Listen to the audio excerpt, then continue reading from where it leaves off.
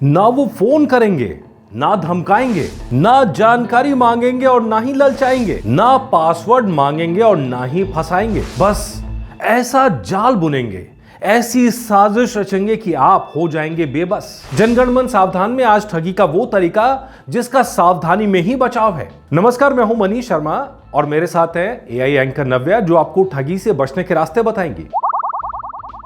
धन्यवाद मनीष। मैं नव्या, आपकी एआई एंकर, आपको बताऊंगी कैसे इन ठगों से बचा जा सकता है। लेकिन पहले जान लीजिए आखिर हुआ क्या।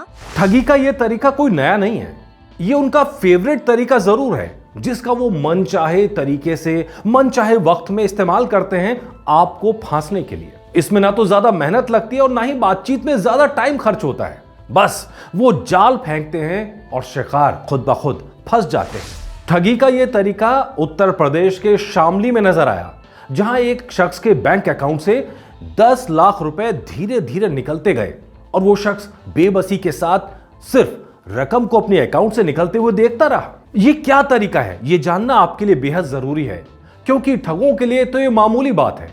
ठगों के लिए ये तो उंगलियों का कमाल है, लेकिन आपकी पूरी मेहनत की कमाई इस पर दांव पर लगी है, इसीलिए ध्यान से देखिए। शिकार बने उत्तर प्रदेश के शामली के गड़ी पुख्ता निवासी सुरेंद्र कुमार। सुरेंद्र कुमार आम दिनों की तरह मोबाइल स्क्रॉल कर रहे थे। अचानक एक मैसेज उनके फोन पर आया। मैसेज में एक पीडीएफ था जिसमें जरूरी जानकारी का दावा किया गया था। बस सुरेंद्र कुमार ने इस मैसेज पर यकीन करने की गलती कर दी। सुरेंद्र कुमार एक जरा सी लापरवाही के चलते साइबर ठगों का शिकार बन गए। उनके अकाउंट से 10 लाख रुपए चोरी हो गए, वो भी उनकी आंखों के सामने, और वो ये भी नहीं देख सके आखिर ये किया किसने। आप सोच रहे होंगे ऐसा कैसे हो सकता है कि एक पीडीएफ क्लिक करते ही उनके अकाउंट से सारे पैसे उड़ जाएं। दरअसल पीडीएफ खोलते ही उनका फोन हैक हो गया और उसके बाद वो बेबस हो गए, वो कुछ भी नहीं कर पाए। पुलिस ने केस तो रजिस्टर कर लिया है, अब छानबीन आगे की जारी है। लेकिन ये कोई पहला मामला नहीं है। हाल ही के दिनों में शामली से 2 और केस ऐसे ही सामने आए हैं, जहां पर लोगों को चालान के नाम से पीडीएफ भेजा गया कि बताया गया कि आपका चालान कट गया है, और पीडीएफ को क्लिक करते के साथ उनका फोन हैक हो गया और फिर अकाउंट से पैसे खाली हो गए। ये घटनाएं हमें सिखाती हैं, हमें सावधान करती हैं, हमें सतर्क रहने को कहती हैं, क्योंकि ये पहली बार नहीं हो रही हैं। साल 2022 में जब मैं रिपोर्ट खंगाल रहा था तो कई सारी ऐसी घटनाएं मिली। कभी टेलीकॉम ऑपरेटर के नाम पर, कभी बिजली विभाग के नाम पर, कभी किसी और सरकारी विभाग के नाम पर, कभी पुलिस के नाम पर।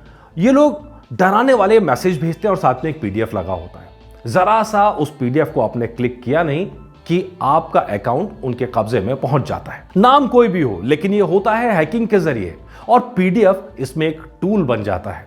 यह होता कैसे है, क्या यह हो सकता है, इस बारे में बता रही हैं एआई एंकर नव्या। साइबर क्रिमिनल ऐसी पीडीएफ फाइल तैयार कर सकते हैं जिसमें अंडर कोडिंग हो रखी है। जब फाइल खुलती है तो ये कोड पीडीएफ रीडर के जरिए ऑपरेटिंग सिस्टम यानी सॉफ्टवेयर में घुस जाते हैं और मनचाही कमांड देते हैं। अगर आपके फोन या कंप्यूटर के सॉफ्टवेयर पर नए सिक्योरिटी अपडेट, जिन्हें पैच के नाम से जानते हैं, अपडेट ना तो ये पीडीएफ मिलवेयर इंस्टॉल कर सकते हैं, जिससे वो जब चाहे आपके फोन से जानकारी चुरा सकते हैं।